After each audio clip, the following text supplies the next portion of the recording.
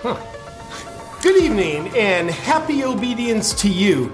Our top story tonight: why are young people dying suddenly all the time? It must be old age. Moving along. In other news, the nation continues to be plagued by dangerous conspiracy theorists who are spreading baseless, false claims that there's something called natural immunity. While there's certainly no science to substantiate this harmful misinformation, the conspiracy theorists believe what they call God just gave them this alleged natural immunity. These extremists with a lion-like mentality are being rather non-compliant with our pharmaceutical business plan, and that's not good for anybody, especially our shareholders. So don't be a moron, and for God's sakes, please don't be a lion. We at the establishment would like to cordially invite you to feel afraid so you can increase your levels of obedience with our extremely well-tested, safe and effective route of immunity. It's the only way. And all for your protection, of course. Now, if you'll excuse me, I've got to go cash some checks I was given for selling my soul. There actually is another way. Introducing Fierce Immunity by Rebel Lion. Fierce Immunity is made for the lions of the world. And at Rebel Lions, we believe that health equals freedom, and your immune system is the constitution of your health. With all the deception about health and immunity in the world, we at Rebel Lion believe it's time for a change. That's why we bring integrity down to the molecule. Every ingredient in Fierce Immunity has a precise purpose, and also how our ingredients synergistically work together contains a sacred code of sorts that unlocks mechanisms in your body so it can help repair and strengthen your immunity. If you're someone who doesn't want to leave your health and well-being to the mercy of all the deception out there, you are a Rebel Lion, and you're in the right place. I'd like to invite you to grab a bottle of Fierce Immunity or become a subscriber today at getfiercenow.com. It's time to get fierce. All of our movies are free to the world, and the people's support is pivotal in making this happen. Please take a moment to donate now to help us continue our work. Make a one-time donation or consider being a reoccurring monthly donor. Scan the QR code on the screen or visit plandemicseries.com/donate. Thank you for your support.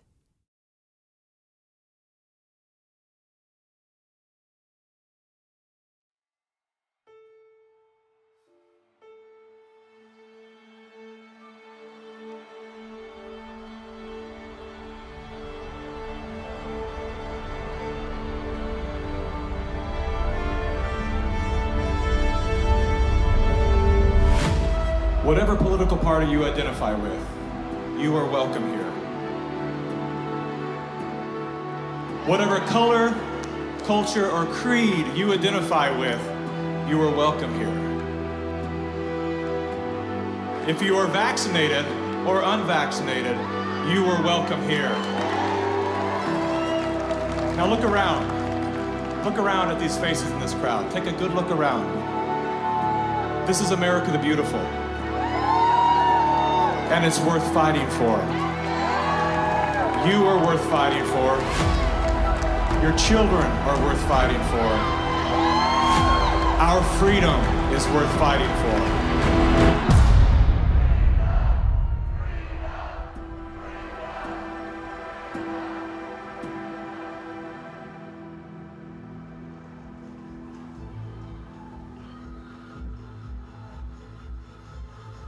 My name is Mickey Willis.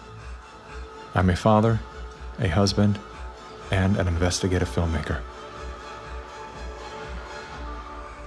I was raised in California by a single mom who did her best to care for 4 children on her own. As a child of the welfare state, I witnessed firsthand what happens to the psyche and spirit of those who become dependent on government assistance. Had my mother known the difference between a hand up and a handout, she may have avoided the trap that kept us living on the edge of poverty, like so many people are today. Living in fear of losing her welfare assistance, Mom remained single and lonely until the day she passed, at 58 years young. Her life was cut short by a combination of toxic cancer treatments and grief. Just 34 days before she passed, her first son, my brother, was killed by a drug called AZT.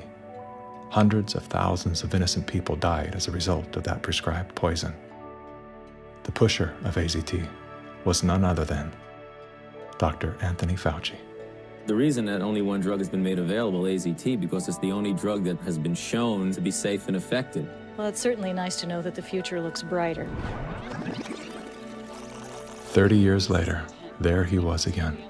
Same script, same actors, same performance. These are safe and effective products. Knowing what that man had done in the 80s and 90s, I couldn't believe he was still in a position of such power.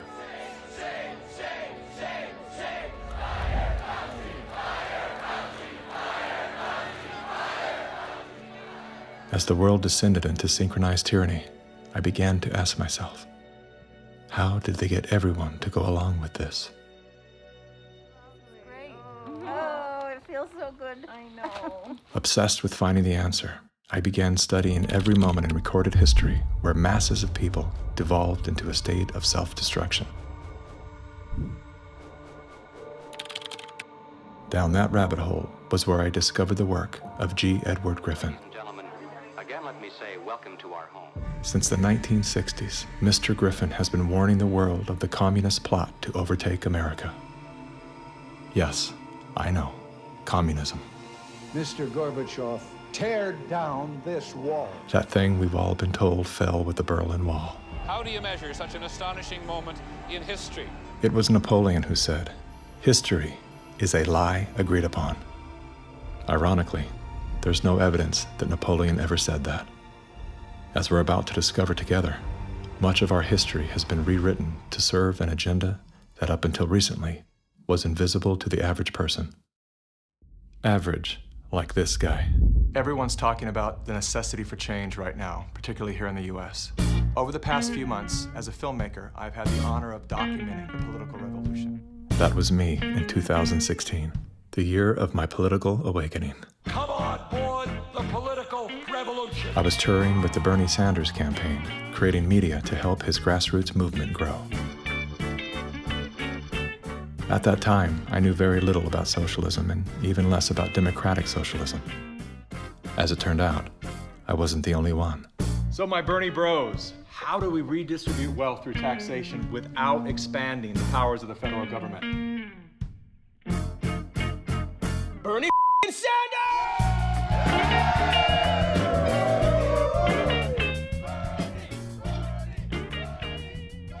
As confusion set in, I began turning my questions inward. Are they hypnotized? Am I hypnotized? That question, that one simple question, activated some strange sort of faith healing. Suddenly, I could see. How did I not see this before? There were so many red flags. The only solution is communist revolution. The only solution is communist revolution. The only solution is communist revolution. That's right, we need communism. That's what we need.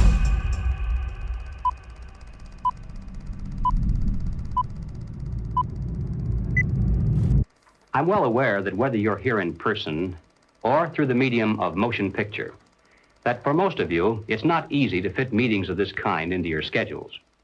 But the fact that you are here indicates that you do have an interest in the subject.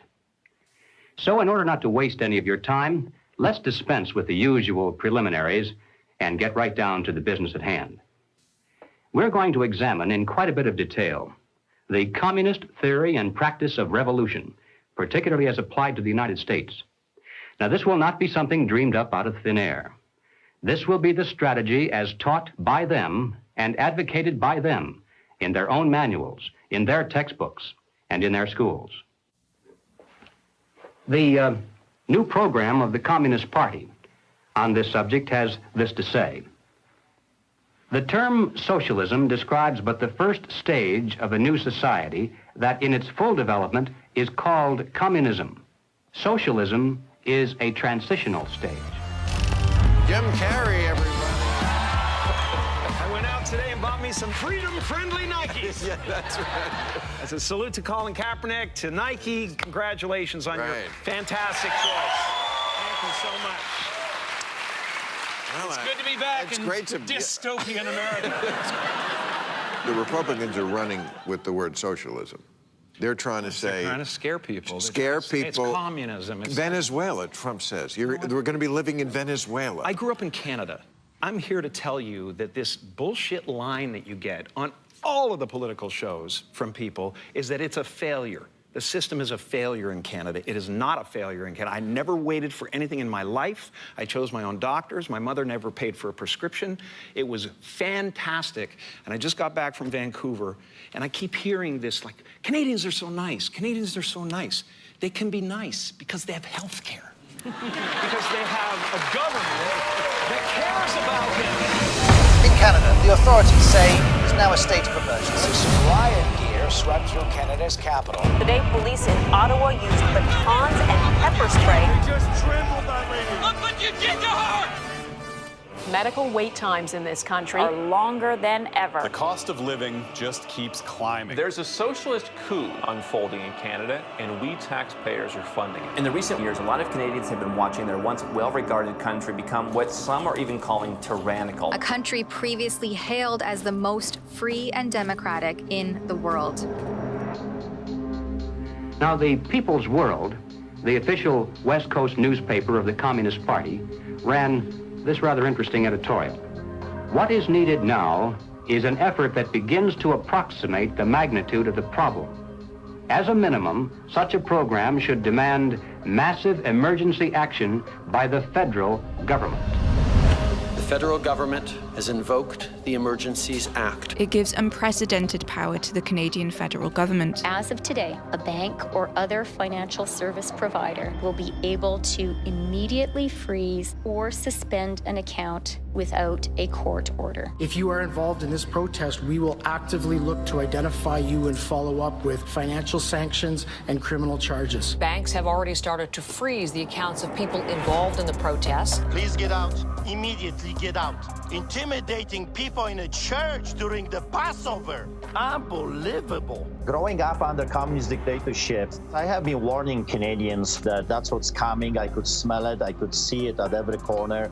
We will not put up with this anymore. We are fighting back. Protests, public protests, are an important part of making sure we're getting messages out there, but using protests to demand changes to public policy is something that I think is worrisome. Okay. So here we have the Prime Minister of Canada saying that, yes, we have a highly functioning democracy and they have the right and freedom to protest. However, if those protests are used to demand change in government policy, then no. The small fringe minority who are holding unacceptable views that they're expressing.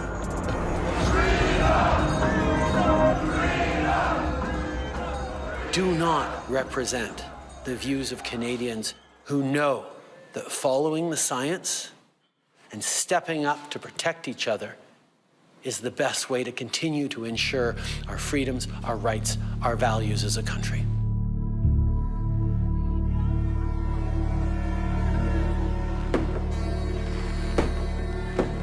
Liberal Prime Minister Justin Trudeau claims to be following the science, but Trudeau's science often comes in the form of this bizarre authoritarian technocracy.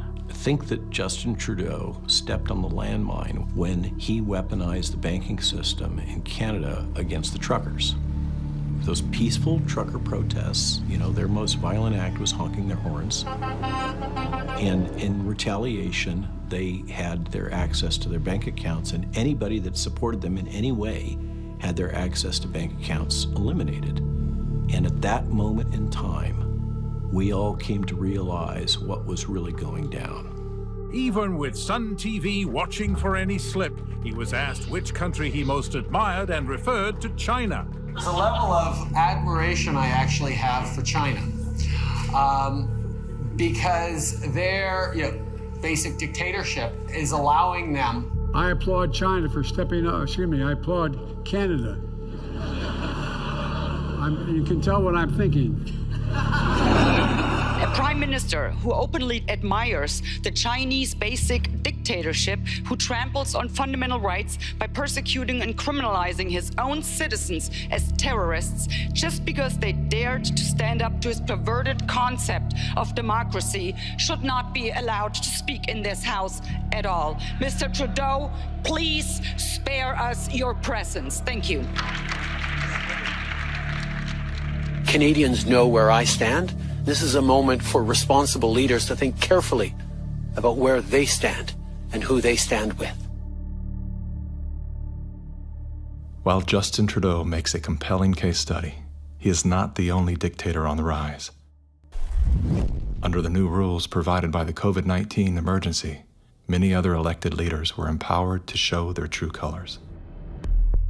Interesting how they all marched in perfect lockstep while chanting the same slogans. This pandemic has provided an opportunity. Here we are now with an economy in crisis, but with an incredible opportunity. It's certainly a major crisis, but it also offers us a unique opportunity. Unprecedented opportunity to rethink and reset. The great opportunity for reset. Opportunity for us to reset. For a reset.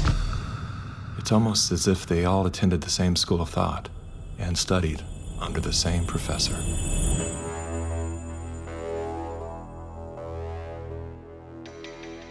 Some people would say this revolution is characterized by the fight of robots against human beings. And we will win this fight. Professor Klaus Schwab was born in 1938 in Ravensburg, Germany, where Nazi crimes against humanity were committed. His father, Eugene Wilhelm Schwab, was the managing director of Escher Weiss Ravensburg, a company that used slave labor to manufacture weapons of war for the Third Reich. While Klaus's father was at the helm, the Nazi Party awarded Escher Weiss Ravensburg the title of National Socialist Model Company. Years later, Klaus Schwab joined the board of directors at Escher Weiss Ravensburg, where he played a key role in the development of South Africa's nuclear weapons program during the darkest years of the racist apartheid regime. Today, Klaus Schwab is the founder and executive chairman of the World Economic Forum. If you'd like to meet the people who are supposed to repair the state of the world, or give a piece of your mind to the bankers who helped get us into this mess, we can tell you where to find a lot of them. The World Economic Forum. Founded in 1971, the World Economic Forum is an international private organization which receives billions of tax-free dollars from its members and their global enterprises. Every year, the WEF brings together its members with world leaders, big pharma executives, tech titans, Hollywood celebrities, media personalities, and internet influencers to meet in the secluded mountains of Davos, Switzerland. It is a tiny town folded into the Swiss Alps, a village where you could bump into Bill Clinton, Bill Gates, the head of Google, and the Queen of Jordan, all in one place. A lot of reporters cover the forum, but few get inside. It turns out there are two Davoses, one you see and one you don't. After hours, there are hundreds of private parties where deals are done. People who can't be seen together in public can meet here. Your Royal Highnesses, Excellencies, distinguished heads of state and government, the future is built by us, by a powerful community as you here in this room. Klaus Schwab, the founder of the WEF, is particularly upfront and even proud of his ability to shape and influence world politics. I created the community of global shapers as a means, as a force to shape our common future. And of course, their Global Young Leaders program is a grooming ground so that when they ultimately infiltrate cabinets, We penetrate the cabinets. they will likely tend to govern a certain way. Nobody will be safe if not everybody is vaccinated. The names and the countries he mentioned ended up being some of the most dystopian and authoritative during this pandemic. Names like Ms. Merkel, Vladimir Putin, and so on. Other names? Jacinda Ardern, Sebastian Kurz, Mauricio Macri, Mark Zuckerberg, Jack Ma, Gavin Newsom, Stéphane Bancel, Chelsea Clinton, Leonardo DiCaprio, Sanjay Gupta, Dr. Leana Wen, Alexander and Jonathan Soros, George Soros' sons, and several of the Rothschilds. And of course, Now, who could represent such a world better than you, Prime Minister? In 2014, Klaus Schwab called for the Great Reset, We need a great reset. which he positioned as the solution to the world's most urgent issues. The dark reality of Schwab's agenda is detailed in his best-selling book, Covid-19, The Great Reset. His endgame mission is to replace independent governance with a top-down controlled, one world government and a central bank-controlled digital currency. When they say, you'll be happy, what they mean is, you'll be enslaved. That's why they're talking about a great reset. That's why they're talking about introducing this quasi-communist, quasi-socialist agenda.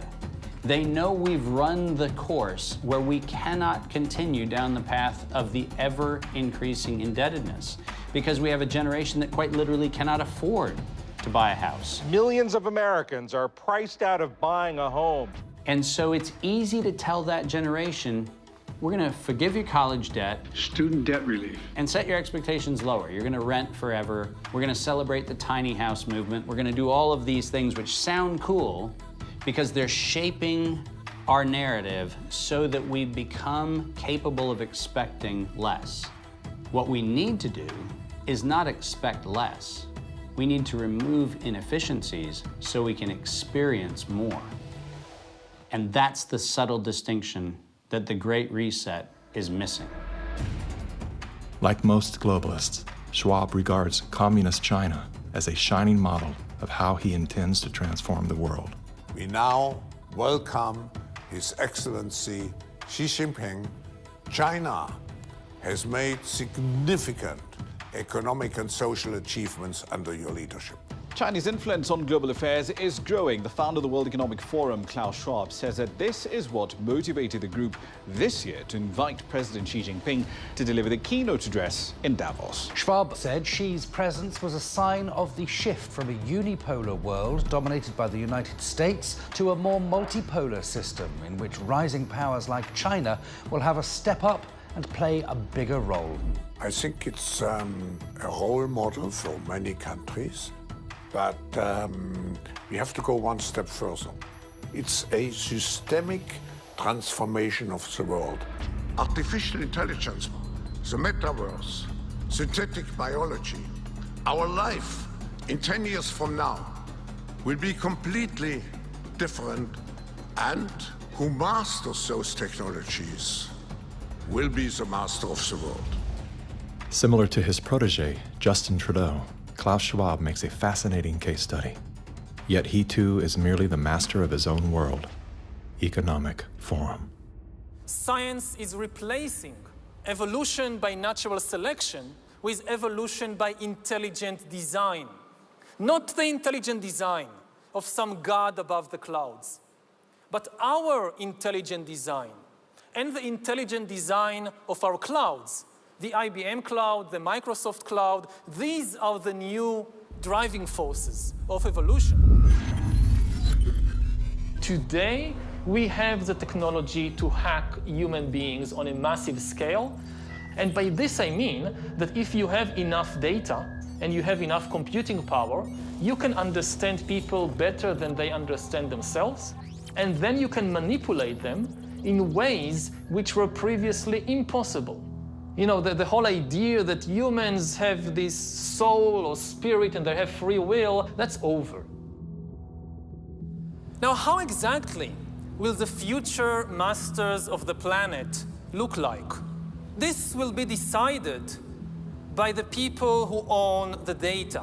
Foreign powers can collect, store, and exploit biometric information from COVID tests. U.S. intelligence officials tell CBS News that China is trying to collect Americans' DNA in hopes of controlling the future of healthcare. China's test kits are a tool to help China compile genetic data. The Chinese aren't the only ones exploring this technology. The U.S. is working on it as well. The White House is ramping up its COVID response, announcing Americans can once again get free COVID test kits. Bill Gates is again in a storm of controversy. Gates is found to have strong connections with the Chinese Beijing Genomic Institute, and the BGI is also known to have deep ties with the Chinese Communist Party's military. Data is the most important asset in the world. Those who control the data control the future not just of humanity, but the future of life itself. Everywhere she goes, Ouyang Haoyu is followed. What she buys, how she behaves, is tracked and scored to show how responsible and trustworthy she is. It's called the social credit system. A person's reputation is scored on a scale of 350 to 950. It's big data meets Big Brother, expanding how the government monitors, understands, and ultimately controls its 1.4 billion citizens. A good score brings benefits, but people with low scores lose rights. The cinema names and shames people considered untrustworthy, plastering their details, even their addresses, across big screens. And information collectors are paid to report on their neighbors. The Supreme Court has created a blacklist for so-called bad citizens. By using the mechanism of social credit, we'll be able to establish a blacklist of people. These punishments will serve as a whip to rebuild moral values. And few here are willing to criticize it, something that may pose a risk itself for a bad score and the life that comes with it. It may seem scary, but it's just like that here. We're used to it, and anyway, we don't have a choice. China wants obedient citizens. Criticism or resistance among the population is virtually non-existent. This woman's door was kicked in by police when she refused to go to quarantine. Now, these videos show rows of metal containers which are being used to house COVID-19 patients. Some of them have complained that very little food is left for them in the freezing metal boxes. Chinese government officials now installing fences in Shanghai, blocking people from leaving their homes. For some, Shanghai feels like the world's largest prison.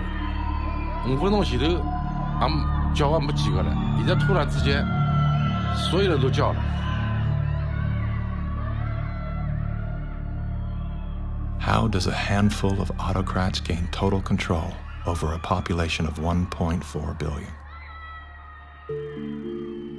I have 2 master degrees, one in clinical psychology, one in statistics. And at the beginning of the crisis, I started to study the statistics a little bit. The initial mathematical models and the initial statistics all had dramatically overrated the dangerousness of the virus. That was the moment when I started to think how it was possible that an entire society and an entire population was in the grip of a narrative which in many respects was blatantly wrong. After a few months it became clear to me that the only mechanism that could explain what was happening in society was what is usually referred to as mass formation.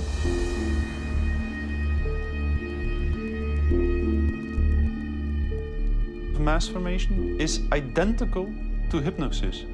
And this term refers to a specific kind of group formation, which has very special characteristic effects at the level of individual mental functioning. And one of these effects is that an individual that is in the grip of mass formation typically lose every capacity to take a critical distance from what they believe in, from what the group believes in. You would think it would be people with lower IQs that would be more susceptible to this, but it seems to be the other way around. Are you seeing this? I have seen this, and it does seem to be predicted by educational status and IQ.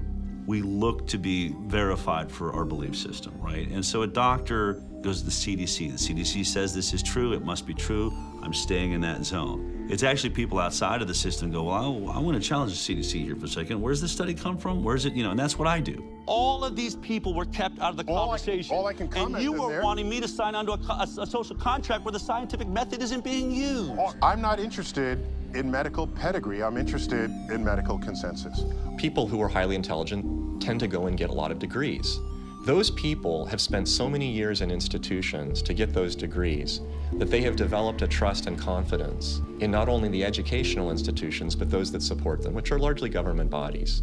And so they start from the place of, if it's told by the university, by the government, it's probably going to be true. What I've learned about science is that it's really they're looking at like a fragment of the world, and it's all they see. It's all they're looking at. The world, they don't see the world. So I think that there's a disconnect between people who are smart and have lots of degrees with actual reality, with the lived experience of nature, of life, that you don't see with people who are actually working with their hands outdoors all of the time.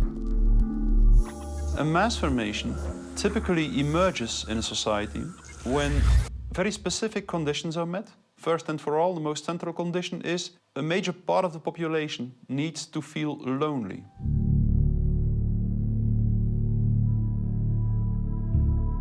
Doctors say the very rules to keep people safe from the virus are doing great damage when it comes to anxiety, depression, and even suicide. And now everyone is suffering, but children are particularly at risk. The real pandemic here is the psychological warfare that's being waged on every single human being. You see, if you take a human being and you put them in a chronic fear state, and you couple that with human isolation, what happens is they psychologically decompensate and live in such emotional pain that they will gravitate in an irrational way to anything that you promise them will alleviate that pain. Once people feel disconnected from their environment, they will typically start to experience a lack of meaning-making in life. And under these conditions, if a narrative is distributed through the mass media, indicating an object of anxiety, and a strategy to deal with this object of anxiety, they suddenly, connect to one small object of fear, for instance the coronavirus, and afterwards, people don't feel lonely anymore. They feel connected again. Let me hear it if you've had the Pfizer vaccine. Let me hear it from Moderna, AstraZeneca. Let's hear it from the anti-vaxxers.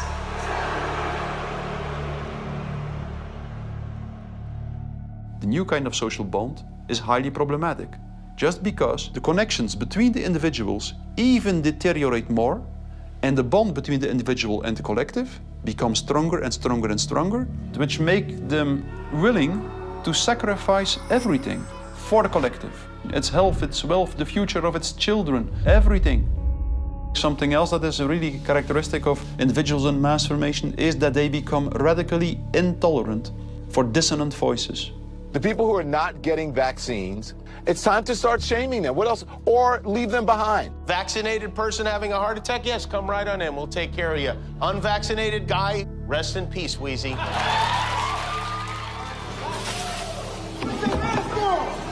Put your mask on, that's all you gotta do. We have to stop coddling the morons who will not get the shot. Get away from me. Put it on. Does it bother anybody else that she doesn't have to wear a mask that we all do? When are we going to stop putting up with the idiots in this country? You're a schmuck for not wearing a mask. And just say it's mandatory to get vaccinated. Screw your freedom. There are millions of Americans, almost all white, almost all Republicans, who somehow need to be deprogrammed. The question is, how are we going to really almost deprogram these people? A lot of people need to be deprogrammed right now. You know, maybe there needs to be a formal deprogramming of the cult members. We had programs, federal programs, that went towards funding organizations like these that de-radicalized people, and President Trump pulled the plug.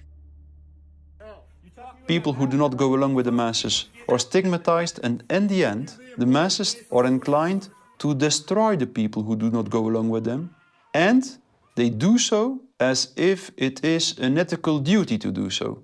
One of the most clear illustrations of this was when the leaders of the Communist Party in the Soviet Union were sentenced to death, often tortured to death, They did not object.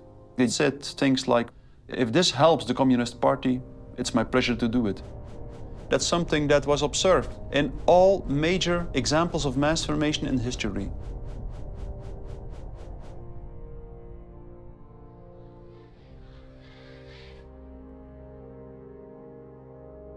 I was born in Communist China 2 years before Mao started his Cultural Revolution. So we had to be indoctrinated and chanting slogans and holding Chairman Mao's little red books to say, "Long live Chairman Mao, long live Communist Party." Inspired by Soviet Union dictators Vladimir Lenin and Joseph Stalin, China's communist leader, Mao Zedong, borrowed from the playbook of the Russian Revolution. To fight anti-communist forces, Lenin organized a military branch of his Communist Party, known as the Red Army. Following suit, Mao branded his army the Red Guards. However, Mao's soldiers were not enlisted from his military.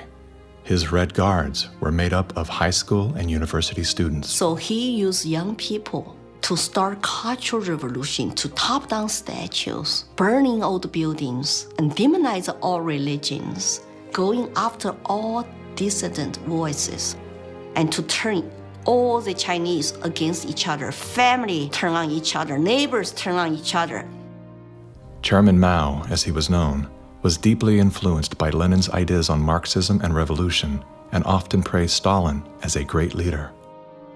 He started his Great Leap Forward campaign in the 50s and killed 2 million landlord owners.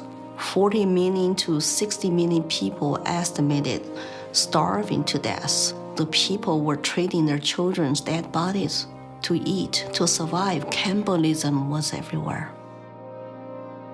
Through war, torture, execution, and famine, Chairman Mao caused the death of 80 million innocent people, making him the deadliest dictator of all time.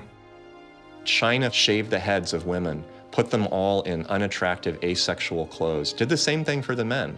This technique has been used in the 20th century by every totalitarian regime. The Mao wanted to create a genderless society. That's why girls like me could not wear beautiful clothes and could not do makeup. We have to just look like boys, unisex, no gender. They asexualize the population so that there's no more desire, no more bipolarity of male and female. Everybody looks like an automaton. And then what do? Rather than turning towards one another, they turn towards the state. So the only thing left for me, a child, to believe in is communism. And Mao was the new God.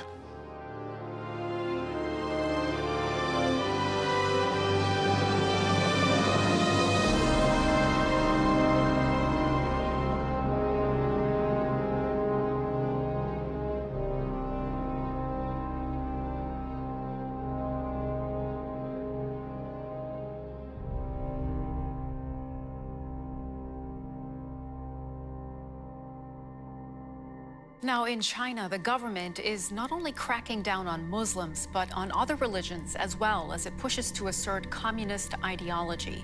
Over the past few years, a vast network of camps has been built across Xinjiang. A series of classified bulletins show how easy it is to be singled out by the Chinese government for education and training. The U.S. Defense Department says as many as 3 million are being forcibly detained in re-education and forced labor camps. China calls them thought transformation camps built to prevent extremism from spreading, but reports indicate they're more like prisons. Here's something else that is banned in China: Falun Gong, a religious movement that emphasizes on spiritual enlightenment and cultivation of virtue.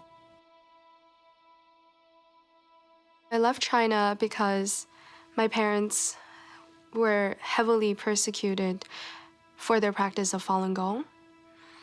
From age 1 to age 5, my grandparents were taking care of me because my parents, they were always inside some dark cells being tortured. My first clear memory of my mother, I was brought to a brainwashing center and saw her being tied up to a chair with like people behind her guarding her, and she had a very thick plastic tube inserted into her nose, and she was being force-fed at the time. She just looked like she was in so much pain, and I was 5 at the time. It's just very traumatizing.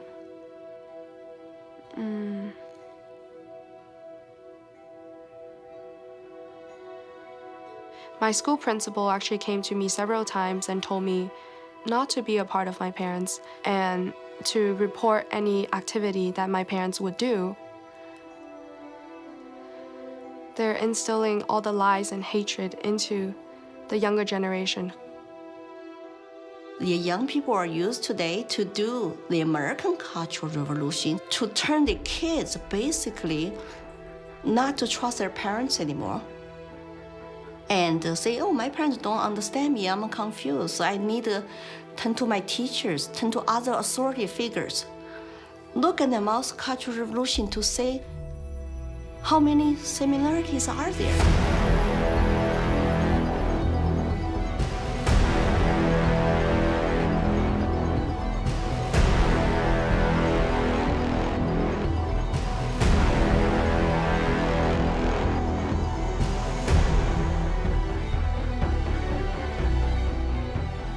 Communism will win. That's not a joke. That will happen.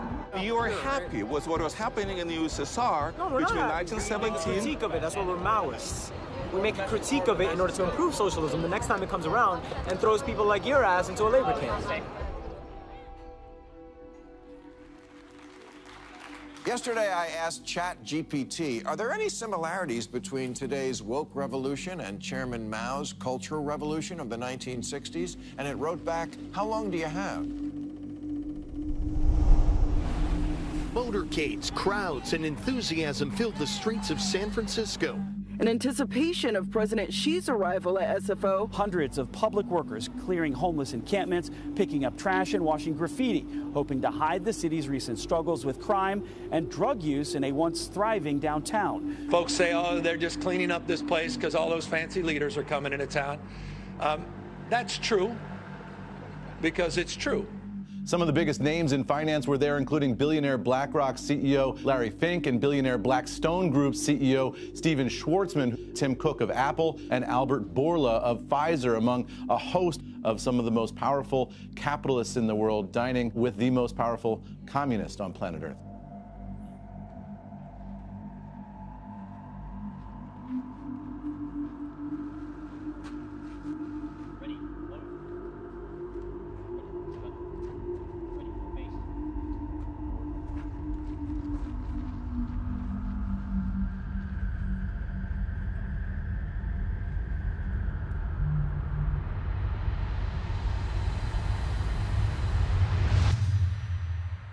We recognize that government is absolutely necessary for an orderly society.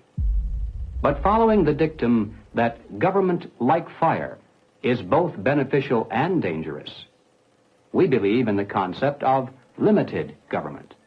And we believe that the constitutional republic created by our founding fathers is the best form of limited government that has yet been devised by man. A republic is a limited democracy. It's a form of government based upon the principle of limited majority rule. Limited so that the minority, even a minority of one, can be protected against the whims and passions of the majority. Now, democracy is a form of government based upon the principle of majority rule. It's easy to understand, easy to sell to the masses, and, I might add, deadly. The fathers of philosophy, Socrates, Plato, and Aristotle, were all staunch critics of democracy. History's greatest minds all observed that even a well-intended democracy can breed deception, division, and ultimately total control by the state. Aristotle wrote that democracy is not just the rule of the majority. Democracy is a system in which the majority is in charge, respecting the basic elementary rights and principles of minorities. If not, democracy becomes a tyranny of the majority. Socrates himself became a victim of this very process. He was sentenced to death by a majority vote for protesting the rights and protections of the minority. This country was founded on the principle that the individual is sovereign over the institution of government. And it's about a philosophy of governance that says that you are a free individual, or a philosophy of governance that says you're serf and you're subject. We have inalienable rights just by virtue of being human. And so their primary responsibility as the government is to protect those rights. These aren't rules to govern me, they're rules to govern the government. Like what you are and are not allowed to do to me. We are a constitutional republic with a representative democracy, so people do vote, but we have a separation of powers. So if you majority vote to eat you for lunch, the Supreme Court can say, no, you cannot. And how do you protect the minority from the majority? You write down a set of rules on a piece of paper. You say, this we can do, that we cannot. At the top of the paper, you write the word Constitution. And then everyone agrees to follow the rules no matter what the temptation. And when you're finished, you've created a constitutional republic.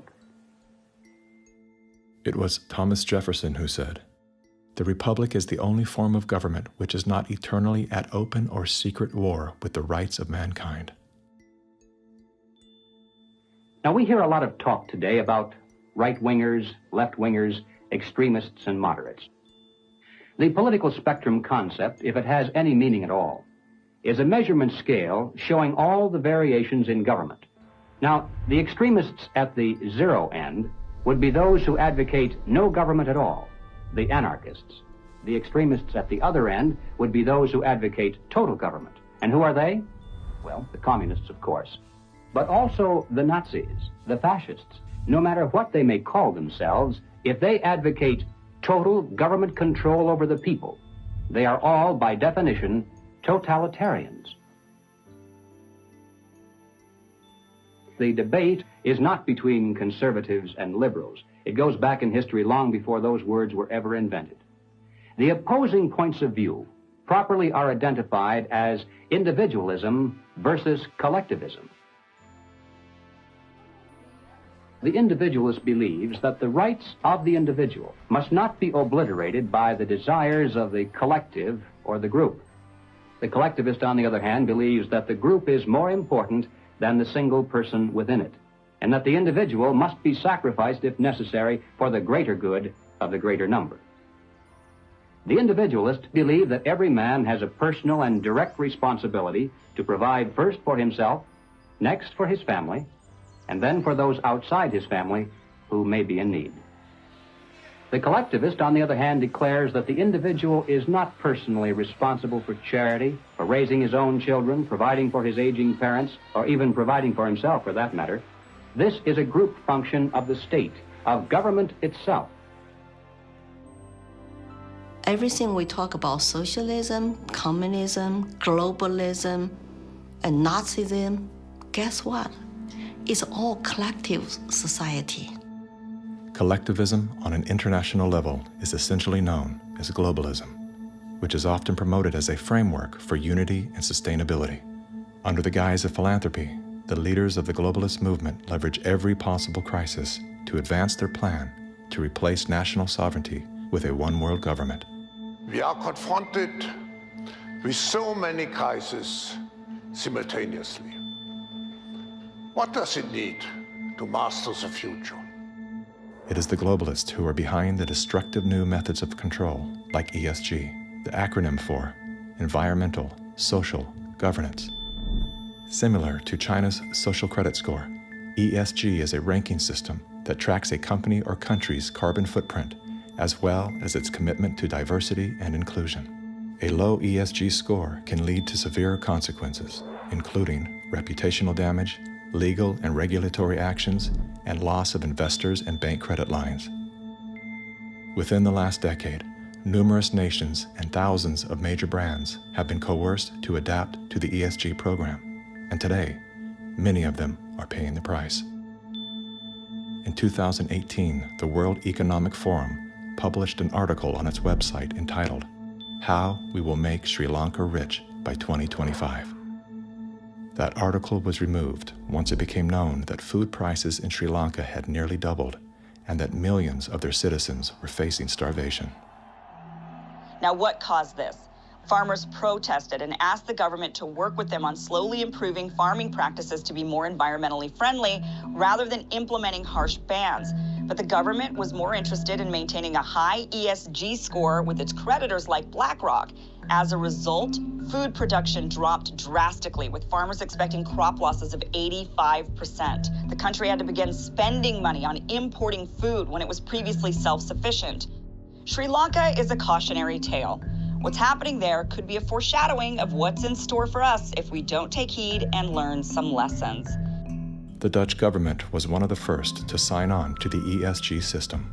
Dutch farmers pleaded that the rush to adapt to extreme new regulations would result in the destruction of the country's food supply. The Netherlands is the second largest agriculture exporter in the world, earning the title of the tiny country that feeds the world. A collapse of their system could trigger a global food crisis. Yet, the Netherlands Prime Minister continued to persecute Dutch farmers until they were forced to revolt. Where do you find still such a prime minister in the world? You find it in the Netherlands, and it's Mark Rutte. And remember, too, the Netherlands is the pilot program of the World Food Hubs, and the World Economic Forum has assigned to the Netherlands what they call this Global Secretariat, using, ironically, a communist term for it. Klaus Schwab's golden pin-up boy, Prime Minister Mark Rutte, is busy fulfilling the agenda of the World Economic Forum's Great Reset by turfing farmers off their own land. Perhaps the most important lesson I've learned in my years as Prime Minister of one of the world's most outward-looking trading countries is that national interests are often best served by international cooperation. Schwab has sold this idea because they're up against the wall. Okay, you have all these governments that are basically broke. So what will happen is if they defaulted, then all the people have lost their pensions, they've counted on it, and they're going to be storming their palaces with pitchforks. Schwab has sold the idea that, well, we go towards Marxism and you can still retain power. None of these net zero climate schemes work without massively disrupting or even destroying the lives of the little people. If you think about what created wealthy people wealthy throughout the many years of our human history, was the ownership of land. And you have governments right now that are looking to take ownership of real estate, and it's happening everywhere. And you have this movement of individuals kind of going like, hey, like people should never profit off of real estate. And unfortunately, that ideology is what the government is using to take control. If we look at data from 2001 to 2015, there is a slow and steady trend towards more corporations owning single-family homes, apartments, office spaces, and less individuals actually owning real estate. Blackstone Group actually recently raised a record of $50 billion to take homes from American families. During the pandemic, when all people were ordered to lock down indoors, why did governments around the world make exceptions for mass protests? We've all heard the term fire sale. In this case, it's not a metaphor. When a community is damaged by protests, the value of local properties plummet. Investors then gobble up the devalued real estate for pennies on the dollar.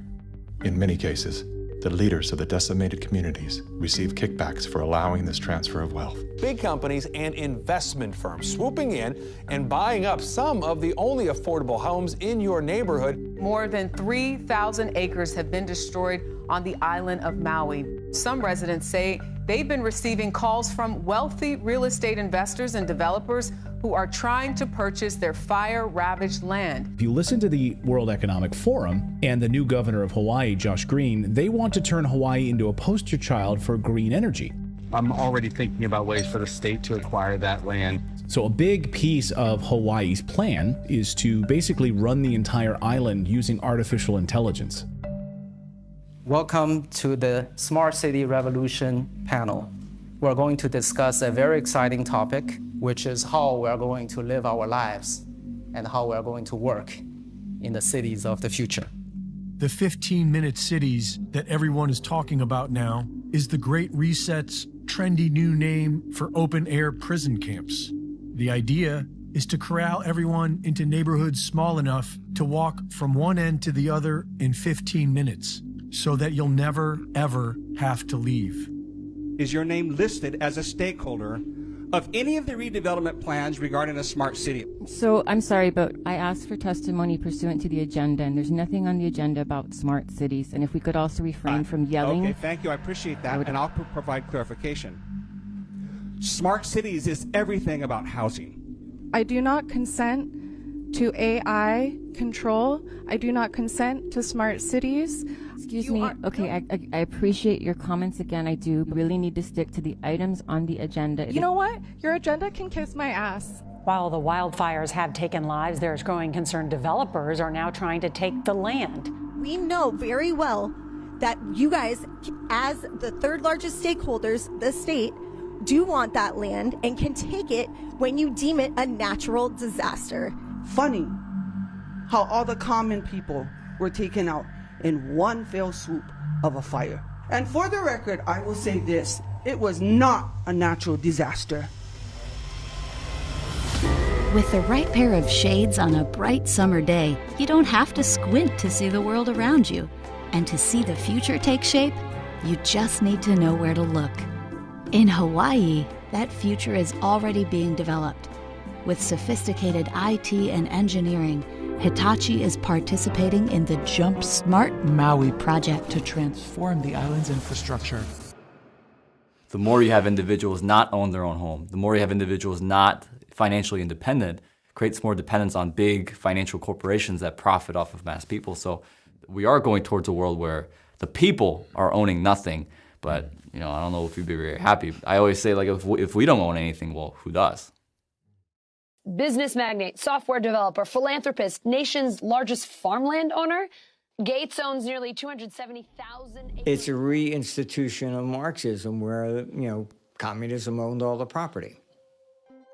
In his Communist Manifesto, Karl Marx wrote, "The theory of communism may be summed up in a single sentence: abolition of private property." Karl Marx was a German philosopher and social theorist who lived in the 1800s. He is the co-author of the Communist Manifesto, which has been referred to as the Bible of Communism.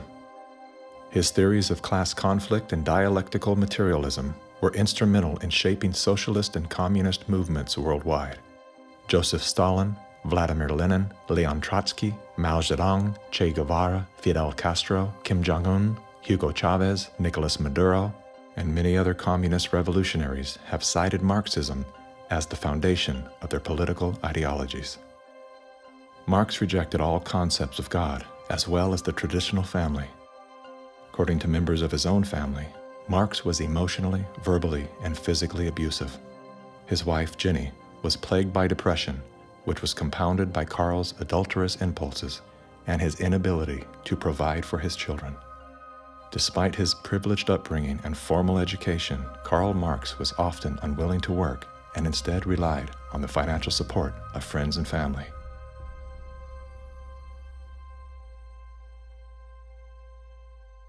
In 1943, the following directive was issued from party headquarters to all communists in the United States. It read, "When certain obstructionists become too irritating, label them as fascist or Nazi or anti-Semitic.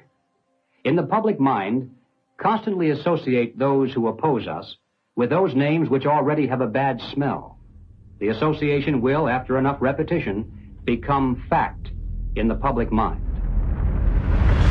The founding fathers were racist, misogynist, fascist political party, radicals on the far right, anti-Semitic, xenophobic, transphobic, Uncle Tom's white supremacist, domestic terrorist, neo-Nazi organizer, Nazis. You are an anti-vaxxer, Anti-vaxxers, racist. Name calling is their #1 bullying tactic, and they apply it unremittingly to anyone who questions their dogma or says something they find unacceptable or offensive. They're part of the system.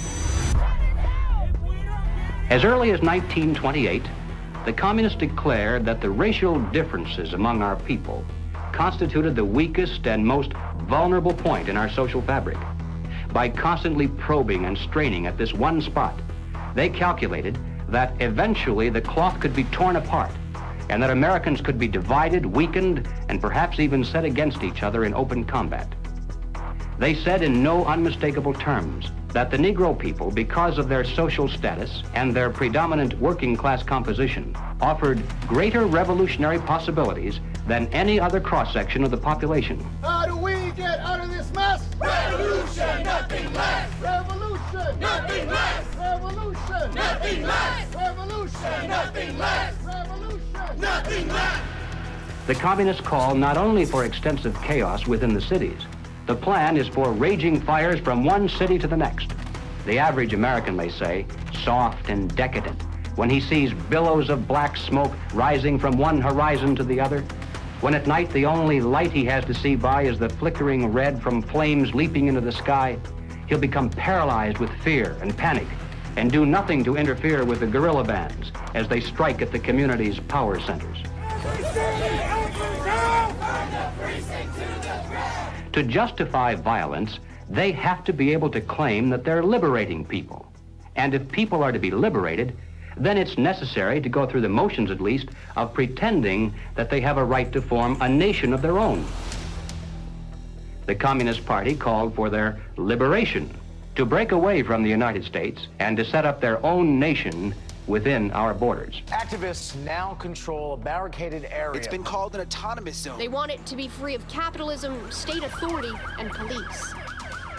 To take the United States, all of the United States, it'll be necessary, they say, to involve white people as well as black, and in general, to escalate their revolution in America from race war to class war. Feed the rich and feed the poor. This is class war. Now, when they talk about pressure from above, they mean using their people and their influence within the very government marked for takeover to bring forward official recommendations for legislation. The recommendations, of course, are offered supposedly as solutions to national problems, but when passed into law, their only real effect is to vastly increase the power of government and to move the country that much closer toward the ultimate goal. The pressure from below, then, involves using their influence over the various mass membership organizations of the country to create the appearance of great popular support for these recommendations. Of course, the members of those organizations must never suspect that they're being used to promote the communist program. Now, the silent majority, the average person, is caught right in the middle. He looks above and sees highly respected spokesmen for government calling for socialist legislation. He looks below and sees mobs of demonstrators shouting for the same thing. He says to himself, has everyone gone crazy or is it me? Now, he's still in the majority, of course, but he doesn't know it. He thinks he's helplessly outnumbered, and he bows to what he thinks is the democratic will of the majority.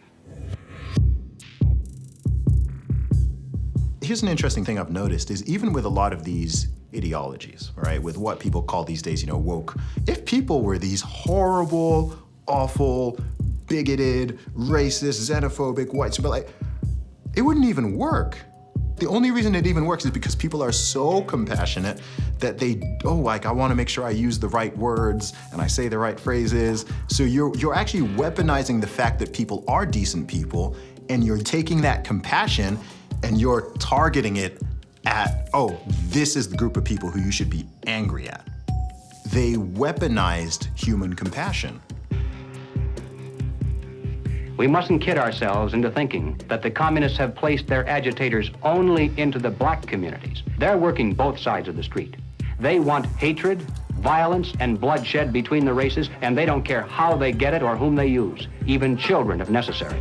My young comrades. Hi. This is my way of figuring out if you've been tainted by the patriarchy. Patriarchy? Oh! This looks creepy. It looks creepy. Why? There's just like this thing about white people that just makes me be like... Oh, looks like Donnie got a full cookie. Because he's a white man. Say it with me. Structural racism! Yeah!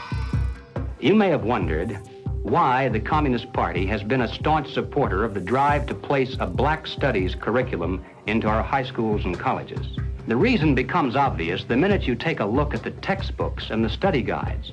Schools are now radicalizing our kids. I mean, this is the volume of the book from Critical Race Theory, and it literally says here, whiteness is a bad deal, and it has a symbol of Satan. You gonna deliberately teach kids this white kid right here got it better than you because he white?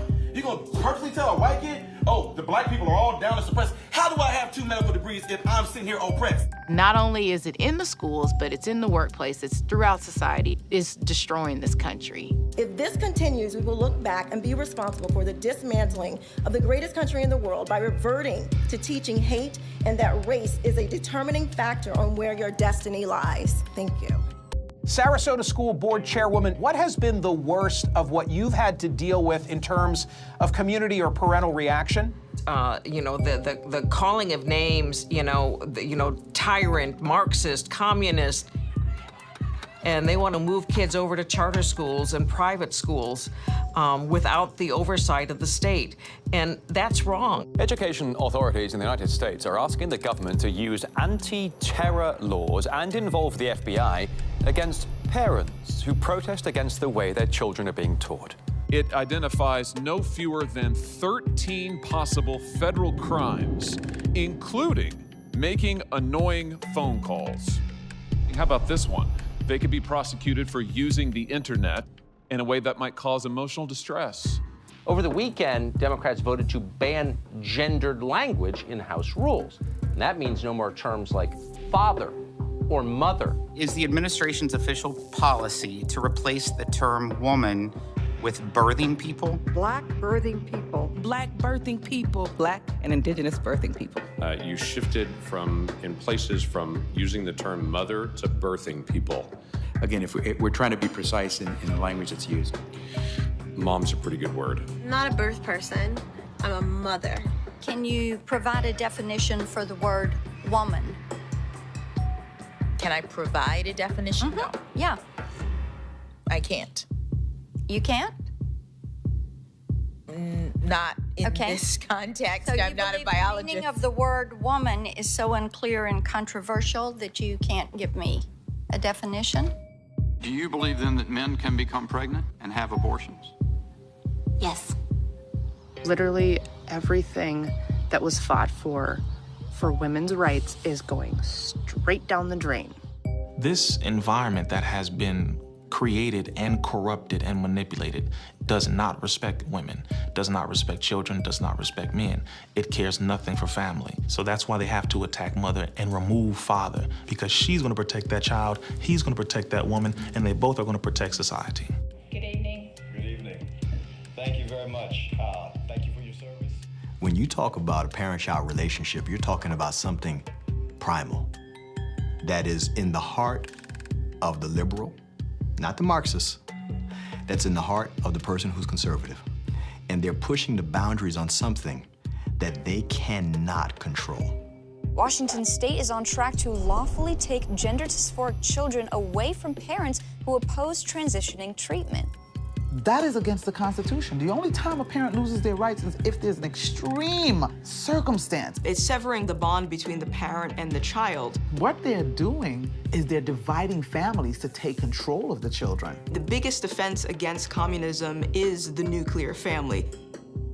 In Chapter 2 of his Communist Manifesto, Karl Marx wrote, "Abolition of the family. The bourgeois family will vanish as a matter of course." We're here today to represent the millions of Black Americans who disagree with the Black Lives Matter movement. If you go to Black Lives Matter website, it says that we disrupt the nuclear family. That's my wife. This is our 4 children. Why would you disrupt the nuclear family? Because the real objective is to remove the family as a possible alternate source of guidance and support. All totalitarian regimes strive to destroy the close-knit family in order to remove any loyalties that might be higher than to the state itself. I have seen over the years in my practice a steady decline in the expression of healthy masculinity and healthy femininity. The separation between the male and the female is almost complete now. And it's due specifically to the ongoing attacks against masculinity and the degradation of femininity. And if our family structure is lost in the next generation, what do we have left? We're just a bunch of listless individuals living our lives out virtually behind a computer screen and following the orders of the government. Maybe it's because I came in the movement at 17 and a half, so I have like just a knack for knowing how to organize young people. I was at the art publications table today, and I was speaking to this young person, and he grabbed the book and he said, it's like Mao's Red Book. And I was like, man, that's what I was thinking. And it was just really cool to hear him make that connection. I was like, how about you buy like 10 to 15 of these books, and you all have like a youth organizing group where you talk about it and you really try to engage this. We need to build off of this. We actually do have an ideological frame. Myself and Alicia in particular, we are trained Marxists. I do believe in Marxism. It's a philosophy that I learned really early on in my organizing career. Investigations into the Black Lives Matter organization has revealed links to groups that are pro-communist China. The self-proclaimed Marxist Black Lives Matter co-founder Alicia Garza also owns the Black Futures Lab project. Yet, all would be lost for the Black Future Lab if not for the Chinese Progressive Association. Donations to the Black Futures Lab don't go directly to the foundation itself. The Chinese Progressive Association gets them instead. Through forensic investigations, we now know that the 2020 BLM fiery but mostly peaceful protests were organized and partially funded through a network of pro-communist organizations. One of the groups is U.S.-based Liberation Road, which was founded by a faction of the Communist Party of Vietnam. Liberation Road is allied with the new communist movement and has direct ties to the Chinese Communist Party. The San Francisco-based, communist-rooted Chinese Progressive Association formed a sister company called Asians for Black Lives to serve as a bridge between BLM and the Chinese Communist Party.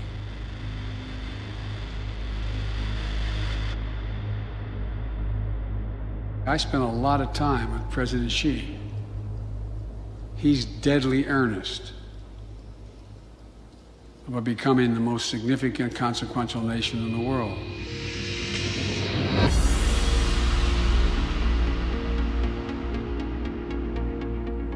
When we speak of China, it's important to distinguish between the people and their oppressive government. And while the Communist Party of China is undoubtedly America's greatest foreign adversary, it's crucial to recognize that the most urgent threat to the future of the United States resides within its own borders. We're so used to thinking in terms of the old-fashioned concepts of warfare, we fail to realize that the favorite weapons of communist conquest are instead propaganda. Do you know who the greatest propagator of disinformation in the history of the world is? The U.S. government.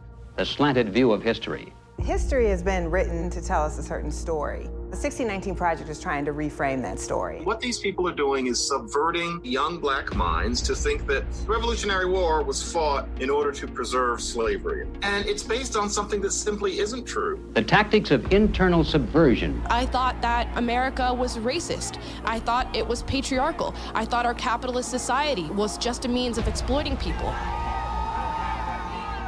And I thought all these things because that is what I was told. The preaching of hatred to incite civil disorder. I want to tell you, Kavanaugh, you have released the whirlwind, and you will pay the price. A California man is facing federal charges for the attempted murder of Supreme Court Justice Brett Kavanaugh. Treason, blackmail, the smear. This is the first time Assange is being questioned over the rape allegations. The LA Times ran an article calling Larry Elder a black white supremacist. All committed by soldiers who wear no uniform and who claim to be loyal citizens of the target country marked for conquest from within. World War III that rages around us right now is a political war, an economic war, a psychological war, a spiritual war. As a matter of fact, the bomb, as a psychological weapon, is being dropped on the American people every single day. You probably assume you're safe. That could be a deadly mistake. Bracing for food shortages. And labor shortages. Shipping delays. Supply chain disruption. A new coronavirus variant. The worst virus variant. Ultra transmissible. It can kill you. It can kill you. A surge in crime. A surge in crime. Acts of terrorism. Domestic terrorism. White terrorism. White supremacy. Mass shootings. And nuclear conflict. World War III. World War III. Vladimir Putin. Russia. Environmental doom. Fire, storms, and deadly floods. I don't want you to be hopeful. Science tells us we have 9 years. This storm will kill you. I want you to panic. It is promoting fear. It will kill your children. Feelings of fear. It will kill your pets. The world is a very terrifying place. Unless you get lucky. I want you to feel the fear I feel every day. Walk me through, if you would, what happens scientifically inside our minds when we're in a state of fear, and then how that affects our external choices and the direction of our lives. This is well known and well researched in the psychological literature and the psychiatric literature, that when someone is afraid, when someone is in a state of fear, that person cannot think rationally. You resort back to a more primitive way of making decisions, which is highly emotionally driven. And when you're placed in a chronic state of fear, as we have been, you end up in a, what I would call a traumatized state, meaning that you're not just momentarily scared, you are frozen. You have seen your ability to think critically suspended. The issue is not about COVID or vaccines or anything else. It's not that. That is the polarizing impulse that gives rise to our general sense of ill at ease, which then amplifies our willingness to fall for reflexive classifications like race or, the isms that we want to fight about.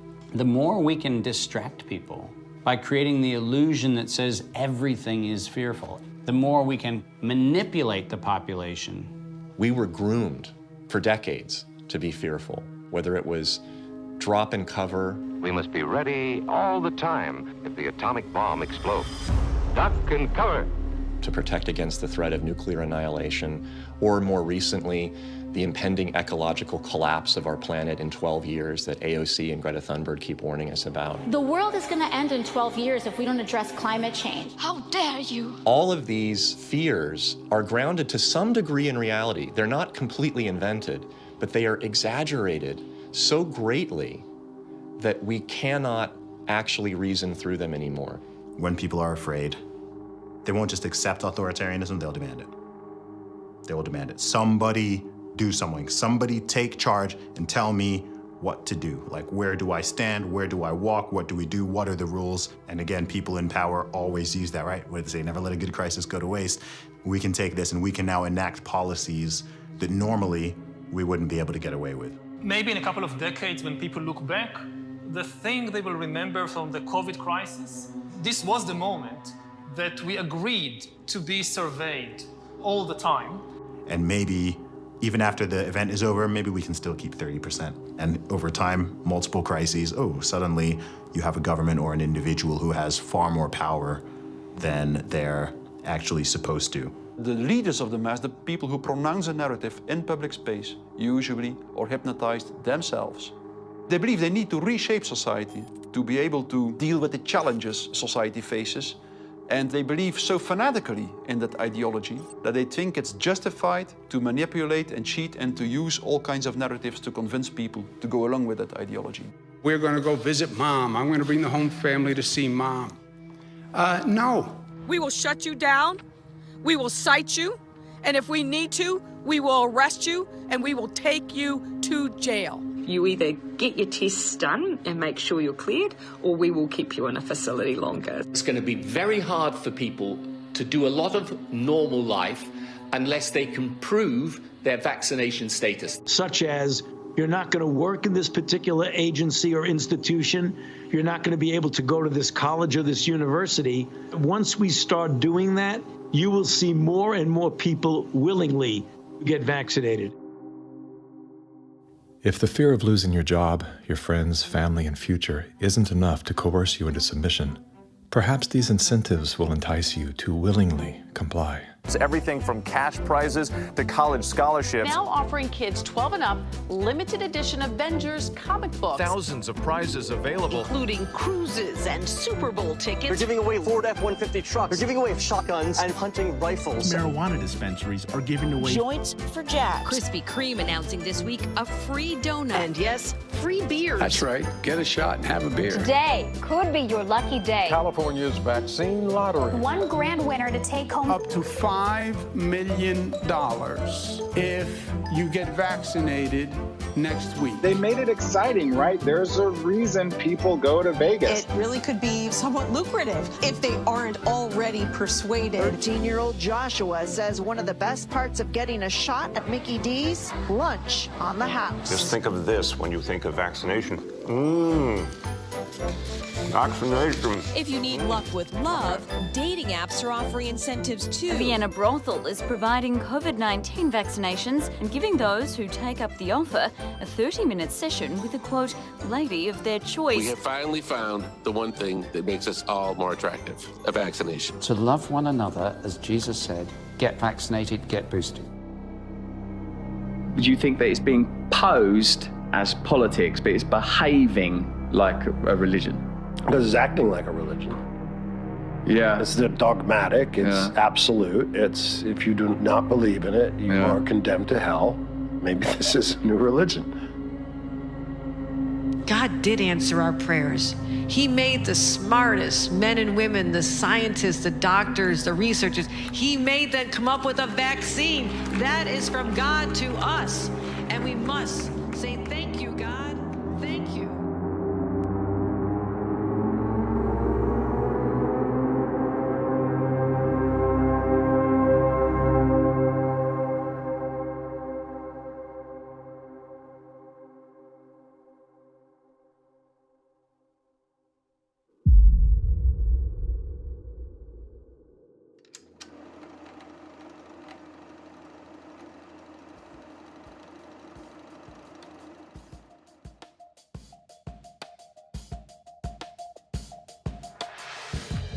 There was a time, and not too long ago, I think, when we could have pulled ourselves out of this without too great a sacrifice on the part of anyone. But we didn't. Instead, we slept. Everywhere I look, I see men and women who know that communists are making headway in this country. They know that something must be done and that someone must stand up to them. But they themselves do nothing. They remain silent because they're afraid that if they speak out, it'll be bad for business. They may lose a client. They may even lose their jobs. Or perhaps they're receiving a regular government check and already are too dependent upon some of the very people and programs they know they should oppose. We have now passed the point of painless solutions and parlor patriotism. Well, all right, so what do we do about it? What are the countermeasures that need to be taken? And where do we begin? Before we finally win this battle, and I should hasten to say that there's no doubt in my mind that we're going to win. I'm increasingly convinced of this. But before we finally do see victory, we must carry the truth to every man, woman, and child in America. I have no idea of what each of you is going to do in the critical days that lie ahead. It may be much, it may be little, it may be nothing at all. I don't know. Only you can answer that question. But ladies and gentlemen, whatever it is you decide to do for your country, do it soon. Do it now. Every minute that you delay further will add dearly to the price of ultimate victory. Mr. Griffin, that was over 50 years ago. Where are we now? Hearing that phrase after all these years is kind of a shocker because I didn't realize really at the time how accurate it was going to be. But we're in the middle of it now, and so the ultimate victory is still ahead of us. How did you know way back then what would be happening today? It's a long story, of course, but I did take a fascinating tour of the Communist Bookstore in Los Angeles when I was very, very young. I was working for an insurance company. I was Mr. Corporate America, you know. That was the period when the hippie, you know, image was pretty popular, and a lot of these guys in that bookstore were in that uniform. And I think they felt I was a potential recruit, you know. And I didn't have to pretend to be interested because I was interested. I wanted to see what these guys were up to. And of course, the more I read, the more I realized that these guys were deadly serious. And so my crusader gene said, hey, buddy, you better stop worrying about the corporate ladder and making money and looking good and start doing something about it. And I'm glad I did, because after that point, my life had a meaning and had a purpose more than just self-centered. Who are some of the key figures behind this agenda? I'm not sure we can name names. We know that there are layers and layers of control and influence, sort of pyramidal in form.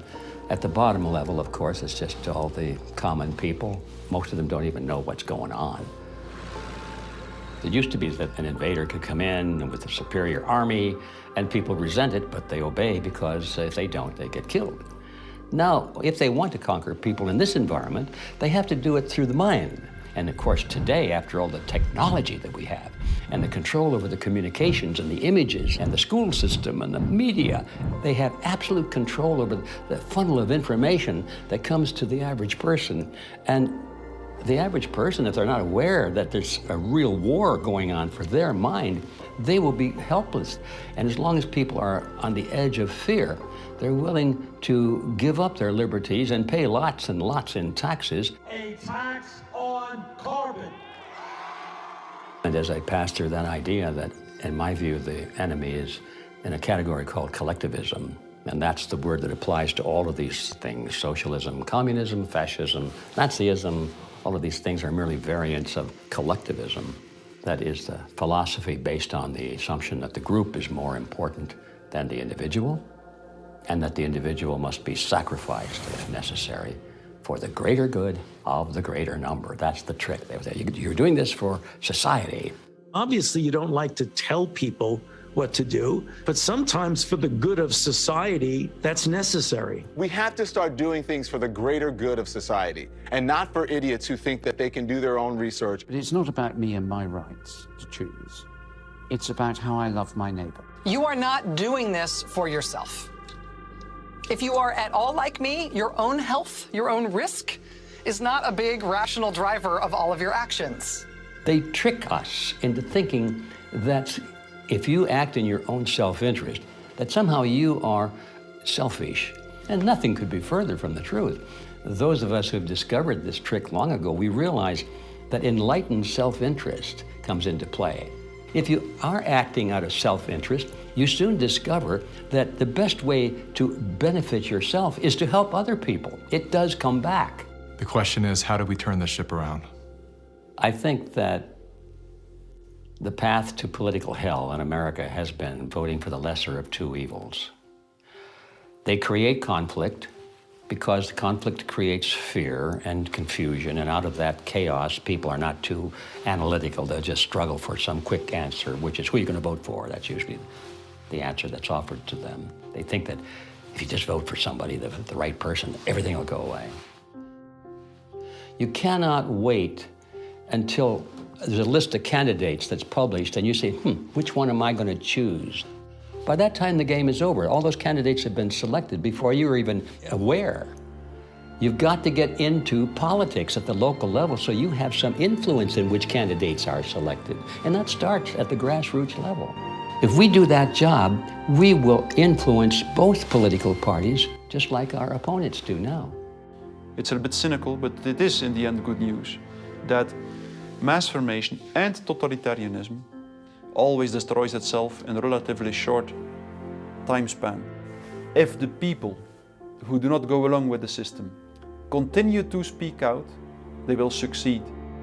Throughout history, it was always the very small minority. History has always been written by the 1% of the population. 15% of the population create history, and they follow the leadership, the thought leadership of 1%.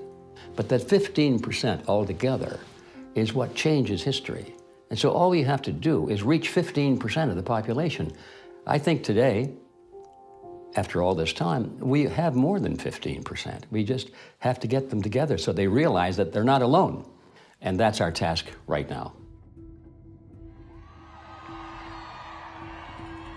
In cities across the world, thousands of people have joined street protests in the run-up to the World Economic Forum. People are starting to wake up to what is going on with the Great Reset across the world. The good news is the globalist agenda is beginning to collapse, and firewalkers like us will soon rise against this unified establishment power that seeks to eliminate your freedom. Pleasure to see you as well. Hey there, how you doing? Shaking your hand, bro. You're a f***ing piece of shit, man. Why is that, sir? You f***ed up the entire country. Get the f*** out of here, you piece of shit.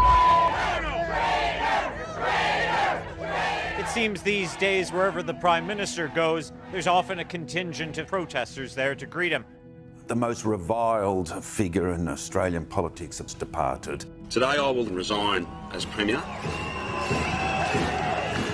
And some rare good news, an appalling abuser of human rights of her own people has just announced she is leaving office. And so today I'm announcing that I will not be seeking re-election. Breaking news out of Hawaii tonight. The head of the island's emergency management agency, Ani Medeiros, is resigning.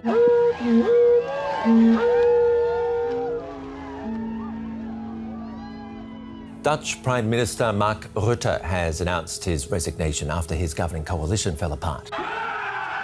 Unbridled joy for Caroline van der Plas as her party shook up the Dutch political landscape. Now, the Farmers' Party was only formed in 2019, but they are now set to become the biggest party in the parliament. Democracy works against the tyrants.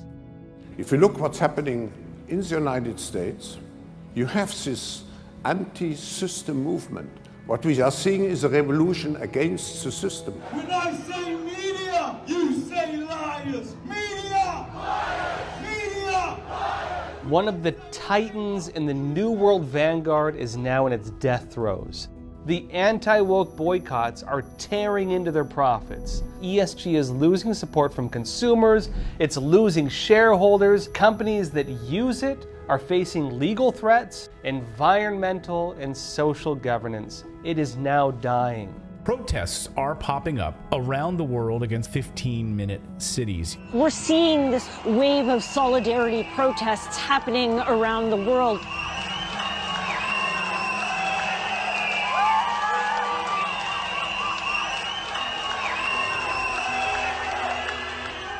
As you see in the audience, Democrats, Republicans, white, black, everyone all in between, this is the example that they do not want to see, but they have no choice.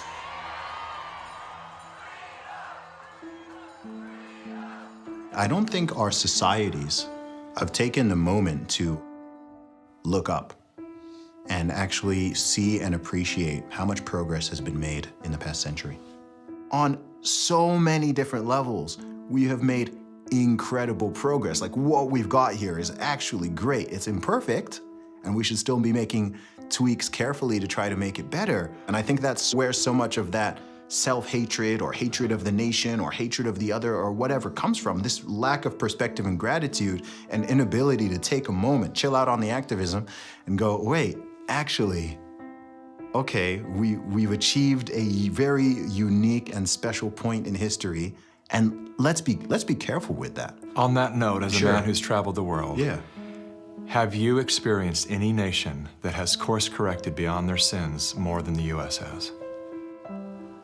No. It's sad to see Americans who live in a free country, born as Americans, and do not recognize their privileges. You are born American, a free country. You never suffered a starvation.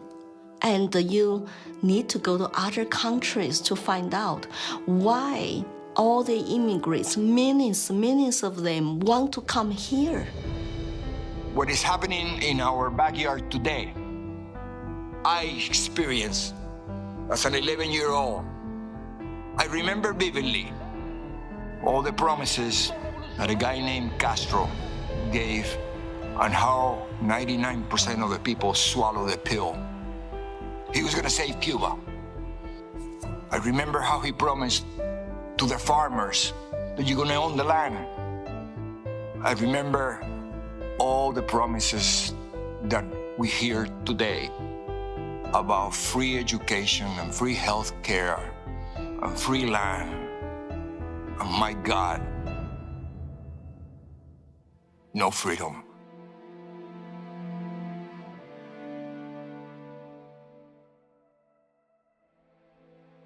America's last stand on earth for freedom. If we lose this country, the world will be a very dark place. I have 3 children in this country. I want to protect their American dream.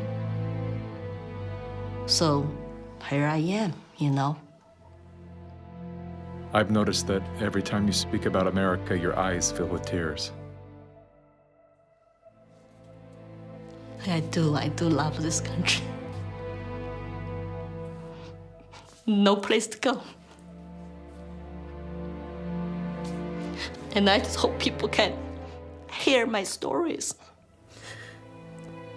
For past 5 years, I've been telling the same saying. I have no political agenda here. I just want to live American dream and my children live American dream. Sorry about that.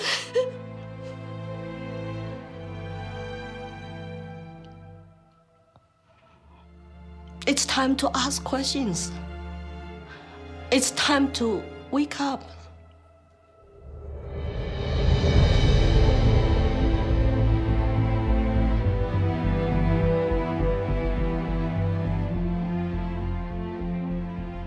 We've been brought together in this moment to face the urgent choice between dehumanization and rehumanization.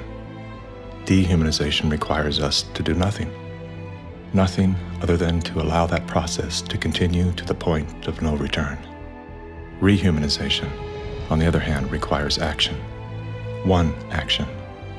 To remember. To remember what we knew as children, when everything was possible, before our attention was captured, before the conditioning set in, before our nature was denied. There's nothing new we have to learn. All we have to do is to remember. And then take the hand of that memory and go out and stand on ground, not concrete, not asphalt.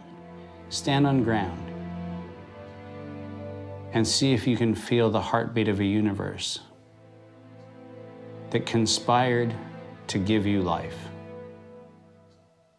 so you once again can feel the joy of being completely human.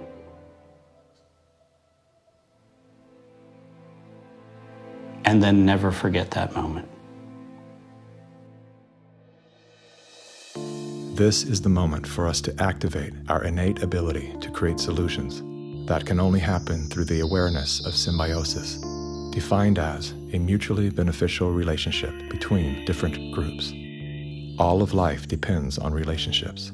Every living thing is in communication, from the stars to the planets, the earth, the plants, the elements, the insects, the animals, the humans, and every cell within us. Real change out there begins with real change inside. As Americans today, we are truly a privileged people in a privileged land. But with our blessings come responsibilities, and with responsibilities come risks.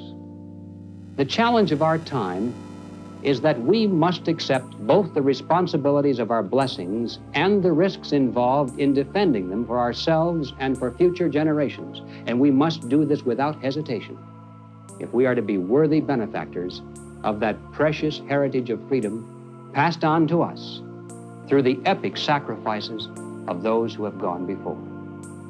Now, that is not flag waving, and it is not cliched patriotism. That's a simple statement of the obligations of citizenship in this glorious land, our land, which with God's help, we shall preserve.